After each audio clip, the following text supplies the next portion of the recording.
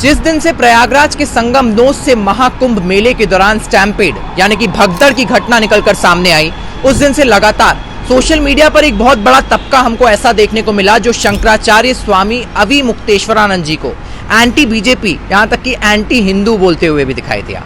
और इसके पीछे की वजह ये थी कि शंकराचार्य जी महाकुंभ के इस तीर्थ क्षेत्र में हुई घटना से बेहद दुखी थे और इस वजह से कई मौकों पर उन्होंने शासन, प्रशासन, यहाँ तक कि उत्तर प्रदेश के मुख्यमंत्री स्वयं श्री योगी आदित्यनाथ जी को भी खरी खोटी सुना दी।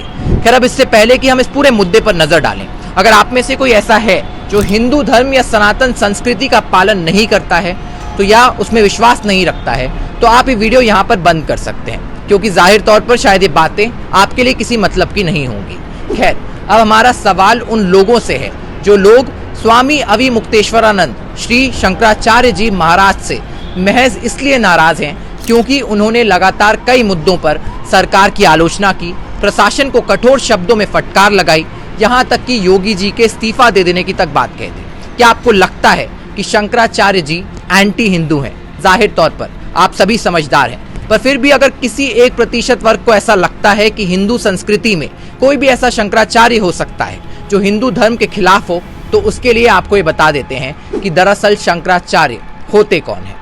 आपको बता दें, सनातन धर्म में शंकराचार्य का पद सर्वोच्च माना जाता है। भारत में शंकराचार्य पद की स्थापना आदि शंकराचार्य ने 8वीं शताब्दी में की थी।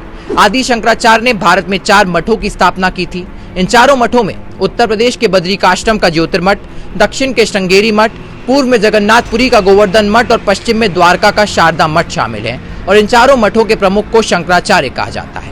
इन मठों की स्थापना करके आदि शंकराचार्य ने अपने 4 प्रमुख शिष्यों को जिम्मेदारी सौंपी, तभी से भारत में शंकराचार्य परंपरा की स्थापना हुई। अब आइए जानते हैं कि शंकराचार्य बनते कैसे हैं। तो आपको बता दें, शंकराचार्य बनने के लिए सन्यासी होना जरूरी होता है और सन्यासी बनने के लिए गृहस्थ जीवन का त्याग, मुंडन, अपना पिंडदान और रुद्राक्ष धारण करना बेहद जरूरी माना जाता है। शंकराचार्य बनने के लिए ब्राह्मण होना अनिवार्य है। इसके अलावा एक ऐसा शख्स जो तन मन से पवित्र हो, जिसने अपनी इंद्रियों को जीत लिया हो, जिसको चारों वेदों और 6 वेदांगों का ज्ञान हो। और सिर्फ इतना ही नहीं, इसके बाद शंकराचार्यों के प्रमुखों, आचार्य महामंडलेश्वरों, प्रतिष्ठित संतों की सभा की सहमति हो और काशी विद्युत परिषद की मोहर के बाद शंकराचार्य की पदवी मिलती है। अब इतना सब समझने के बाद जाहिर तौर पर आप ये समझ गए होंगे कि कोई भी साधु संत जिसको शंकराचार्य की पदवी मिलती हो, वो दरअसल कोई आम इंसान नहीं होता, बल्कि सनातन संस्कृति का रक्षक, हिंदू धर्म का दाता और तमाम हिंदू भक्तों का राजा होता है। देश भर के सभी महामंडलेश्वरों और पूज्य साधु संतों का रिप्रेजेंटेटिव यानी कि प्रतिनिधि और उनकी आवाज होता है, जिसका सीधा अर्थ ये निकलता है कि अगर चारों शंकराचार्यों में से एक भी शंकराचार्य ने कुछ कहा है तो वो दरअसल उनकी नहीं बल्कि ग्रंथों की वाणी है। अब खैर, अब आपका सवाल होगा कि शंकराचार्य जी श्री स्वामी अविमुक्तेश्वरानंद जी महाराज कौन है। तो आपको बता दें कि ये दरअसल उत्तराखंड के ज्योतिर्मठ पीठ के 46वें शंकराचार्य हैं, जिन्होंने इस पद की कमान 2006 से संभाल रखी है। स्वामी अविमुक्तेश्वरानंद जी जाहिर तौर पर अपनी भावनाओं को स्पष्ट रूप से प्रकट करने के लिए और अपने कठोर शब्दों के लिए जाने जाते हैं। पर हमारा सवाल ये है कि अगर आप इनसे इस बात के लिए नाराज हैं कि इन्होंने कुछ कठोर शब्दों में महाकुंभ की घटना पर अपने विचार प्रकट किए, प्रशासन और शासन को फटकार लगाई, तो इसमें ऐसा कौन सा सवाल था जो गलत था? सवाल क्या थे ये भी हम आपको बता देते हैं। पहला सवाल जो शंकराचार्य जी ने पूछा वो ये था कि अगर 100 करोड़ लोगों के आने की तैयारी की गई थी तो ये हादसा क्यों हुआ। दूसरा सवाल था कि अगर हादसा हुआ तो उस पर पर्दा डालने की कोशिश क्यों की गई। तीसरा सवाल था कि क्या कुछ लोगों द्वारा इस हादसे में जान गंवाने वालों को मोक्ष की प्राप्ति हुई, ऐसा कहना सही था।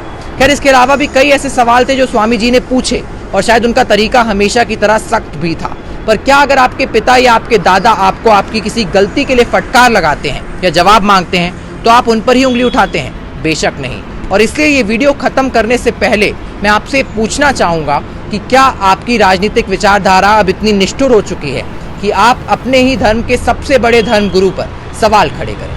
जरा सोचिए और अपने विचार हमें कमेंट सेक्शन में बताइए। इस वीडियो के लिए मैं हर्ष त्रिवेदी आपसे विदा लेना चाहूँगा। हम मिलेंगे किसी अगले सच के साथ। तब तक आप अपना ध्यान रखिए, सुरक्षित रहिए और बोलिए वंदे मातरम।